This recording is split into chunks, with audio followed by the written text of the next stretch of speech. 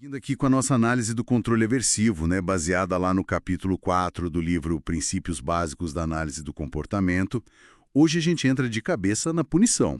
Então a gente viu que o controle aversivo tem a ver com consequências que diminuem a chance de um comportamento rolar de novo. E a punição é exatamente isso, né? Uhum. Uma consequência que faz um comportamento ficar menos provável no futuro. Tipo, sei lá, exagerar na mistura de bebida e ter aquela ressaca braba.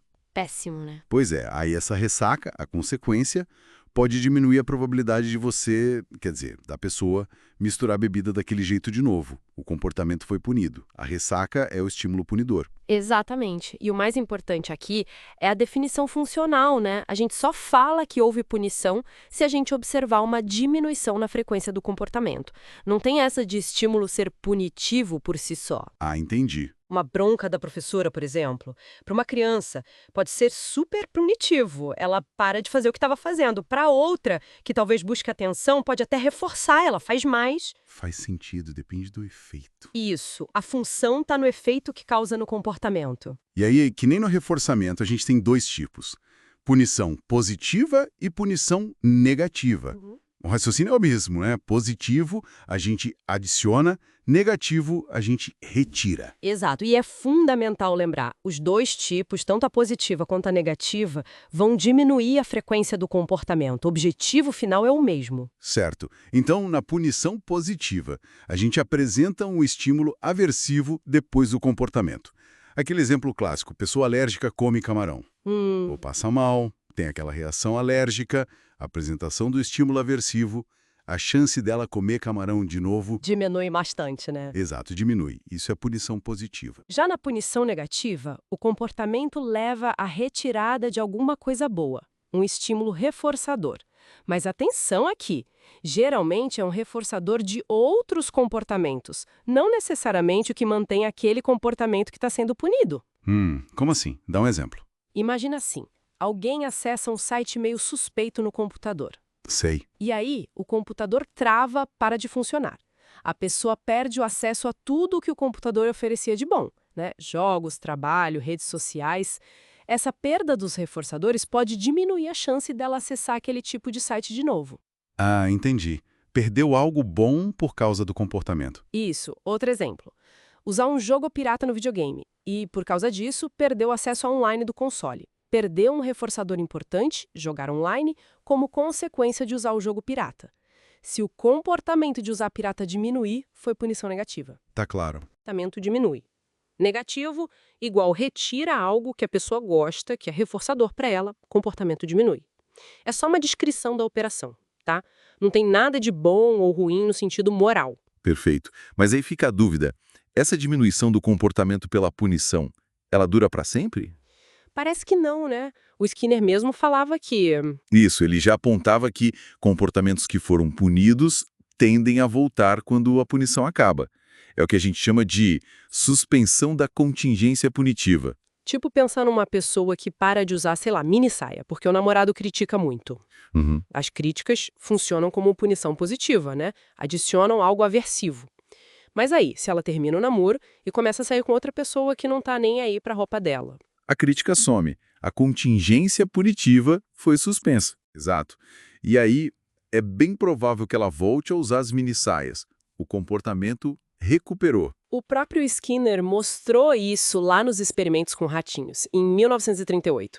Um grupo era punido com um choquinho quando pressionava a barra para ganhar comida. Eles pararam de pressionar, claro. Imagino. Mas quando o choque foi desligado, ou seja, a contingência punitiva suspensa, mas a comida continuava saindo quando eles pressionavam a barra. Voltaram a pressionar. Exatamente, a frequência aumentou de novo. Recuperação da resposta. Mas tem uma condição importante para isso acontecer.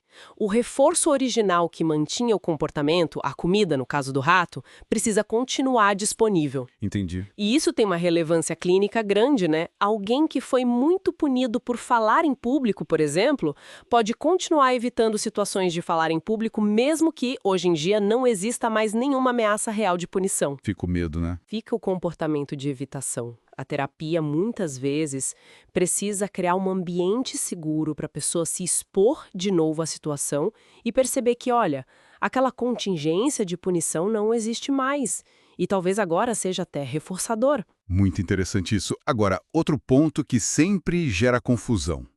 Punição negativa versus extinção. Os dois diminuem o comportamento.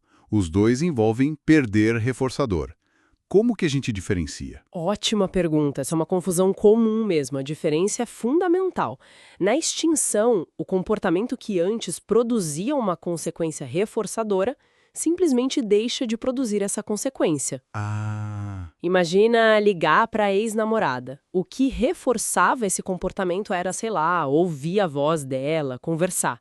Se agora, quando a pessoa liga, ela não atende mais, nunca mais. o comportamento de ligar tende a diminuir. Exato! Entra em extinção porque aquele reforçador específico, ouvir a voz, conversar, foi suspenso, não é mais produzido pelo comportamento de ligar. Ok. E na punição negativa? Na punição negativa, o comportamento acontece e ele produz a retirada de outros reforçadores. O reforçador original do comportamento que está sendo punido pode até continuar lá, intacto. Pega o exemplo da pessoa que trai o parceiro. Ela é descoberta e, como consequência, perde o relacionamento. Perder o relacionamento é perder um monte de reforçadores, certo? Sim, carinho, companhia, planos. Isso, essa perda funciona como punição negativa para o comportamento de trair, mas talvez os reforçadores originais que mantinham a traição, sei lá, a atenção de outra pessoa, validação dos amigos, podem continuar existindo. Não é que a traição deixou de produzir o seu reforço original. Entende a diferença? Tô começando a pegar. Então, na extinção, o próprio reforçador do comportamento some. Na punição negativa, o comportamento causa a perda de outros reforçadores. Perfeito. E outra diferença prática. A punição geralmente suprime o comportamento mais rápido. A extinção costuma levar a uma diminuição mais gradual, às vezes com aquele aumento inicial, o pico da extinção. Certo.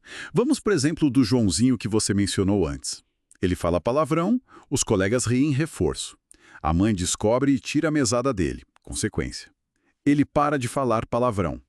Por que isso é punição negativa e não extinção? Vamos analisar passo a passo. Primeiro, o comportamento, falar palavrão, diminuiu. Sim, ele parou. Ótimo. Segundo, a consequência que reforçava originalmente o comportamento, a risada dos colegas, foi suspensa. Ele deixou de obter risadas quando falava palavrão. Provavelmente não. Se ele falasse de novo, talvez rissem de novo. Exato, o reforçador original continua potencialmente lá. O que aconteceu foi que o comportamento de falar palavrão produziu uma outra consequência: a retirada de um reforçador, a mesada. Como o comportamento diminuiu por causa da retirada de um reforçador, e não porque o reforçador original foi suspenso. É punição negativa. Para ser extinção, os amigos teriam que parar de rir. Exatamente, você pegou. A chave é ver se o reforçador que mantinha o comportamento foi suspenso, extinção, ou se o comportamento produziu a retirada de outro reforçador, punição negativa, ou a adição de um aversivo, punição positiva. Excelente, ficou muito mais claro agora. Então, só recapitulando o que a gente viu hoje. A definição funcional de punição, né, que depende da diminuição do comportamento. A diferença entre punição positiva, que é adicionar um estímulo aversivo, Isso, e a negativa, que é retirar o estímulo reforçador. perfeito. Vimos também que os efeitos da punição podem não ser permanentes, com a tal da recuperação da resposta quando a contingência é suspensa. Fundamental lembrar disso. E, por fim, essa diferença crucial entre punição negativa e extinção, que agora ficou bem mais nítida. Fica aí uma reflexão, né? Se a punição tem esses efeitos que podem ser temporários e ainda pode gerar outros problemas emocionais ou de fuga e esquiva, será que ela é sempre a melhor estratégia? Talvez focar em reforçar comportamentos alternativos seja o mais interessante em muitos casos? É uma discussão importante, sem dúvida. Bom, e com isso a gente fecha essa parte sobre punição. Na parte 3, vamos continuar explorando os efeitos do controle aversivo e outras variáveis que influenciam o comportamento. Não